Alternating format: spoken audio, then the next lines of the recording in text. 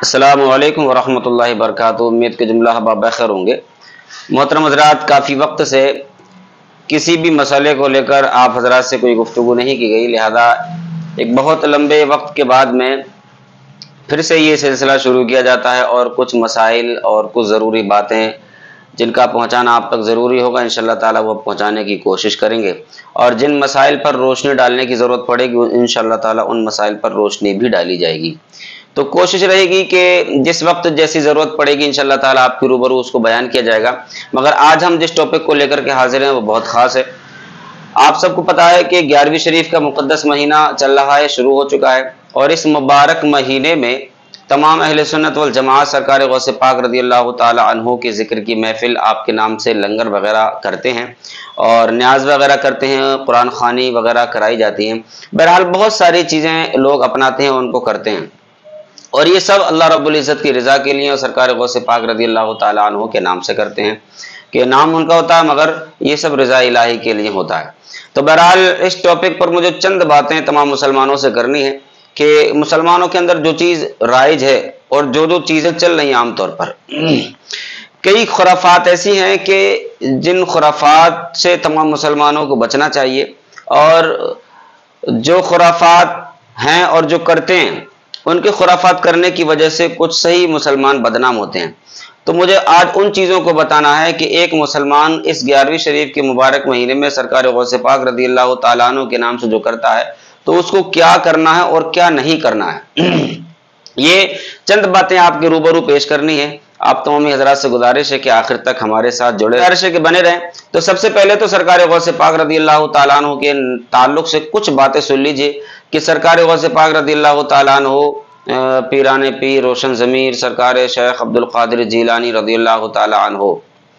سب سے پہلے آپ یہ سن لیجیے کہ تمام مسلمانوں کو غوث پاک رضی اللہ تعالیٰ عنہ کے نام سے کیا کرنا اور کیا نہیں کرنا ہے۔ آج کے وقت میں دیکھا یہ جاتا ہے کہ کتنے لوگ غوث پاک رضی اللہ تعالیٰ عنہ کے نام سے لنگر کرتے ہیں، مگر افسوس صد افسوس کے لنگر کرنے والے یہ بات بھول جاتے ہیں کہ ہم غوث پاک رضی اللہ تعالیٰ عنہ کے نام سے جو لنگر کر رہے ہیں وہ لنگر ہمیں کس کو کھلانا اور کس کو نہیں کھلانا ہے۔ بڑے افسوس کی بات ہوتی ہے کہ جو ہم بریانی یا پتیلے بنائے جاتے ہیں، قورمہ روٹیاں بنائی جاتی ہیں، افسوس کے ساتھ یہ بات کہنی پڑ رہی ہے کہ لنگر کا مطلب یہ ہوتا ہے کہ غربا مساکین کو کھلایا جائے، ان کا پیٹ بھرایا جائے، مگر بڑے افسوس کی بات ہے کہ آج ہماری قوم نے یہ طریقہ بالکل چھوڑ رکھا ہے۔ آج لنگر کا مطلب یہ اپنا رکھا ہے کہ بس کھانا بناؤ اور بڑے بڑے موٹے موٹے امیروں کو بلاؤ، ان کو کھانا کھلاؤ، لنگر ہو گیا۔ نہیں صاحب،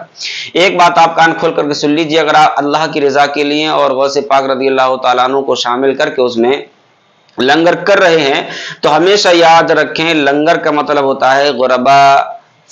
فقیر، محتاج، مساکین اور ضرورت مندوں کو کھانا کھلایا جائے۔ امیروں ٹھیکیداروں کو کھانا کھلانے کی حاجت نہیں، اس سے آپ کو ثواب نہیں ملے گا، آپ کا پیسہ ضائع جائے گا، وقت ضائع جائے گا۔ ہاں، اگر آپ ثواب لینا چاہتے ہیں تو آپ اس کھانے کو غربا اور مساکین کو ہی کھلائیں۔ دوسری بات یہ ہے کہ کتنے لوگ کچھ کام اگر کرتے بھی ہیں، مان لیجیے لنگر وغیرہ کرتے ہیں، تو اس میں کہیں نہ کہیں ان کا نام چھپا ہوتا ہے، کہ ان کے ذہن میں یہ رہتا ہے کہ ہمارا نام ہو، جتنے زیادہ پتیلے میں بنواؤں گا اتنا ہی زیادہ میرا نام ہوگا۔ بھائی دیکھیے، پتیلے چاہیں 50 ہوں یا پتیلا چاہیں 1 ہو، بہرحال اگر نیت صاف ہے اور نیت اچھی ہے، دل آپ کا صاف ہے، اور صرف اللہ کی رضا چاہتے ہوئے آپ نے ایک ہی پتیلا بنا، ایک تو چھوڑیے، اگر آپ نے صرف 1 کلو ہی چاول بنا دیے اور کسی غریب کو پیٹ بھر کے کھلا دیا آپ نے، اللہ تعالیٰ اس پر بھی آپ کو اجر عطا فرمائے گا، اگر آپ کی نیت اچھی ہے، آپ کی سوچ اچھی ہے۔ اور اگر آپ کی نیت خراب ہے تو چاہے آپ 250 گرام ہی چاول کیوں نہ بنائیں اور وہ خود کھا جائیں، اور نیت اچھی نہیں ہے تو بھائی آپ کو کچھ ملنے والا نہیں ہے۔ نیت اچھی نہیں ہے، آپ 100 پتیلے بنوا دیجیے اور 100 پورے گاؤں بستی کو کھلا دیجیے آپ، اور نیت آپ کی اچھی نہیں ہے، صرف نام مقصد ہے آپ کا کہ میرا نام ہو جائے، تو اللہ رب العزت ایسے لنگر کو اور ایسے کھانے کھلانے کو کل بروز محشر آپ کے چہروں پر مار دے گا۔ تو بہرحال ان چیزوں سے آپ اپنے آپ کو بچائیں، اور لنگر انہی کو کھلائیں جو ضرورت مند ہیں، کھانا انہی کو کھلائیں جو اس کے حقدار ہیں، بغیر حقدار کو کھانا کھلانے کی ضرورت آپ کو نہیں ہے۔ تو بہرحال یہ چھوٹی سی بات تھی، مجھے لگا کہ آپ تک پہنچاؤں، تو آپ سمجھ چکے ہوں گے انشاءاللہ تعالیٰ۔ اسی طرح سے اور جو کچھ میرے ذہن مجھے لگے گا کہ مسلمانوں کو آگاہ کرنا چاہیے، میں انشاءاللہ تعالیٰ ضرور آپ کو آگاہ کرتا رہوں گا۔ بس اگلے ویڈیو تک انتظار کریں۔ السلام علیکم ورحمۃ اللہ۔